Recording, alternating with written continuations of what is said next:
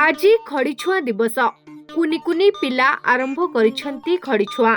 ओडिया पक्षर द्वितीय दिवस रे राज्यर समस्त प्राथमिक विद्यालय रे आरंभ हेबो शिशु बाटिका।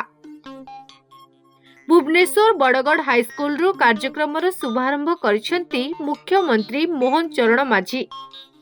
एथिसह जातीय शिक्षा नीति 2020 अनुଯାयी प्रथम थर राज्यर समस्त प्राथमिक विद्यालय रे शिशु बाटिकार शुभारंभ करा जायछि। ओडिया पक्ष पई एथर 14 दिन रे 14 कार्यक्रम रखिछंती सरकार। पारंपरिक रीतिनीति रे पिलांकर विद्यालय प्रवेश उत्सव हेबो। पिलामाने खड़ी छुई पाठ पढ़ा आरंभ करिवे।